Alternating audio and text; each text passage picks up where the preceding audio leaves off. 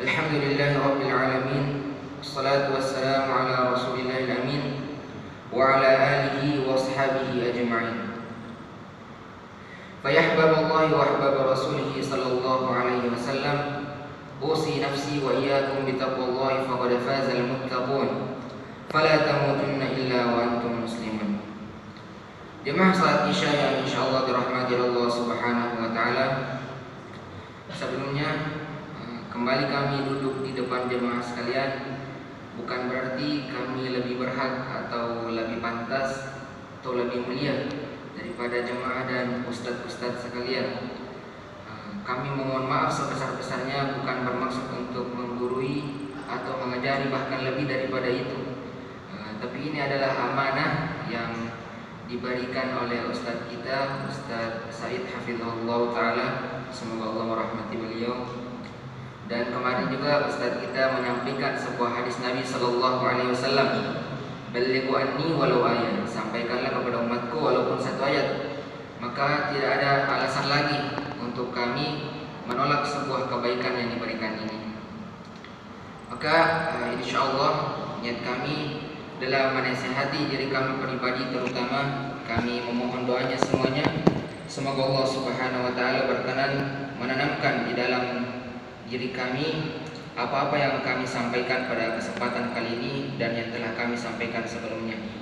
Dan kami juga memohon koreksiannya apabila ada pemaparan atau penjelasan yang kami sebutkan ini masih di dalam kekeliruan.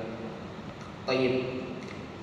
Pada pembahasan yang lalu kita telah membahas sedikit cara-cara untuk meningkatkan kualitas ibadah salat kita kepada Allah Subhanahu wa taala. Setidaknya ada 3 poin yang telah kita sampaikan kemarin. Yang pertama adalah menghadirkan kekhusyuan di dalam salat kita.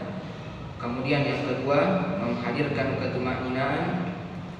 Kemudian yang ketiga menghadirkan niat yang ikhlas kepada Allah Subhanahu wa taala. Dan insyaallah pada kesempatan singkat kali ini dan juga karena keterbatasan ilmu kami, insyaallah kita juga akan membahas sedikit tentang cara-cara atau ciri-ciri orang-orang yang diterima salatnya oleh Allah Subhanahu wa taala. Setidaknya ada 2 poin yang insyaallah kita akan jelaskan pada malam hari ini. Yang pertama, orang yang diterima salatnya oleh Allah Subhanahu wa taala itu akan berdampak pada diri pribadi, terutama kepada pribadi kebaikannya insyaallah makin bertambah, dan bisa menjaga atau bisa memelihara dirinya dari kemaksiatan kepada Allah Subhanahu wa taala. Kalau kita bisa melihat salah satu tanda ini jemaah sekalian di dalam diri kita, kita bisa menghindari, kita bisa mengontrol diri kita dari kemaksiatan kepada Allah Subhanahu wa taala, maka bersyukurlah. Ini adalah salah satu tanda dari Allah Subhanahu wa taala bahwa salat kita selama ini diterima di sisinya. Sebagaimana Allah Subhanahu wa taala berfirman di surah ke-29 Al-Ankabut ayat 45, posisi kanan bagian bawah. Allah Subhanahu wa taala berfirman, "Innas salata tanha 'anil fahsya'i wal munkar." Sesungguhnya salat yang benar kita lakukan itu akan menjauhkan kita dari perbuatan keji dan munkar. Begitupun sebaliknya, selama kita beribadah kepada Allah Subhanahu wa taala, terutama pada salat ini sekitar 20 tahun, 30 tahun bahkan lebih dari itu, ketika kita merasa masih susah untuk menjauhkan diri kita dari kemaksiatan dan hal-hal yang dilarang oleh Allah Subhanahu wa taala, maka mungkin bisa dicek lagi salat kita. Sebenarnya apakah salat kita selama ini diterima oleh Allah Subhanahu wa taala atau hanya menghadirkan lelah dan letih saja dan tidak bernilai apa-apa di sisi Allah Subhanahu wa taala. Itu poin yang pertama jemaah sekalian. Kemudian yang kedua, orang yang diterima salatnya di sisi Allah Subhanahu wa taala akan bertambah ketakwaannya di hadapan Allah Subhanahu wa taala. Karena salah satu ciri-ciri orang yang bertakwa itu adalah orang yang bisa melaksanakan salat dengan baik. Sebagaimana Allah Subhanahu wa taala berfirman di surah kedua ayat 2 dan 3-nya. Allah Subhanahu wa taala berfirman, "Dzalikal kitabu la raiba fihi hudal lil muttaqin." Petunjuk bagi orang-orang yang bertakwa. Siapakah orang-orang yang bertakwa itu? Maka dilanjutkan di ayat berikutnya. Alladzina yu'minuna bil ghaib wa yuqimuna shalah, dan melaksanakan salat. Kalau kita perhatikan kembali jemaah sekalian, di dalam kalimat salat di ayat berikut ini menggunakan huruf alif lam shad lam waw alif kecil tak marbutah. Setidaknya ada 3 diksi untuk kalimat salat. Yang pertama, ada yang menggunakan huruf alif lam shad lam alif tak marbutah. Nah, bentuk yang pertama ini menunjukkan bahwasanya salat yang dimaksud adalah tunggal ya, atau bentuk mufrad atau singular, bentuk tunggal. Biasa kita dapati ketika lafaz azan ya, hayya 'alas shalah, maka kalimat di situ menggunakan kalimat yang ini.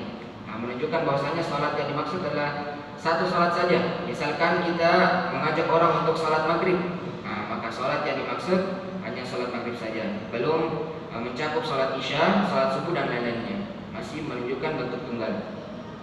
Kemudian ada bentuk yang kedua, ada yang menggunakan alif lam shad lam waw alif ta yang titiknya 2 ya.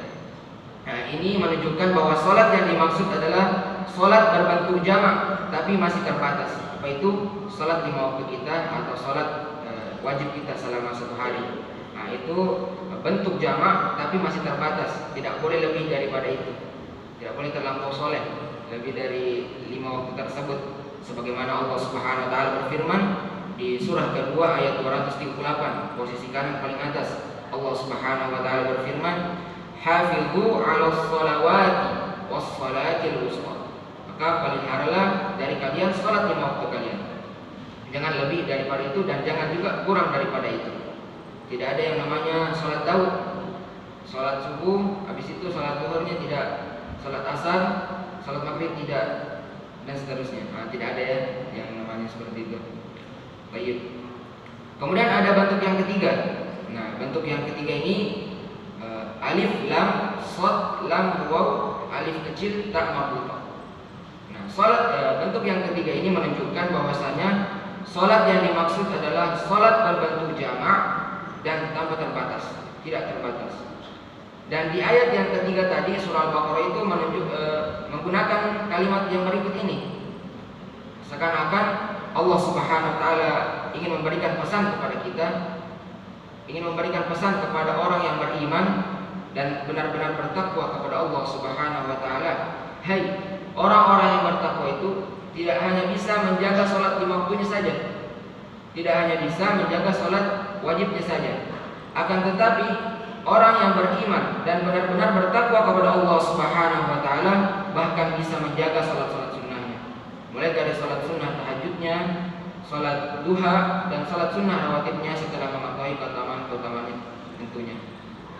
Maka jika kita bisa mendapatkan poin yang kedua ini di dalam diri kita, jemaah sekalian sudah ada, maka bersyukurlah. Ini adalah tanda kedua dari Allah Subhanahu wa taala bahwasanya selama ini salat kita diterima oleh Allah Subhanahu wa taala. Mungkin itu singkat jemaah sekalian yang bisa kami sampaikan pada malam hari ini. Kurang lebihnya mohon dimaafkan. Terakhir, kemarin kita telah membahas cara-cara untuk meningkatkan kualitas ibadah salat kita di hadapan Allah Subhanahu wa taala. Kemudian yang kedua tadi, ciri-ciri orang yang diterima salatnya di sisi Allah Subhanahu wa taala.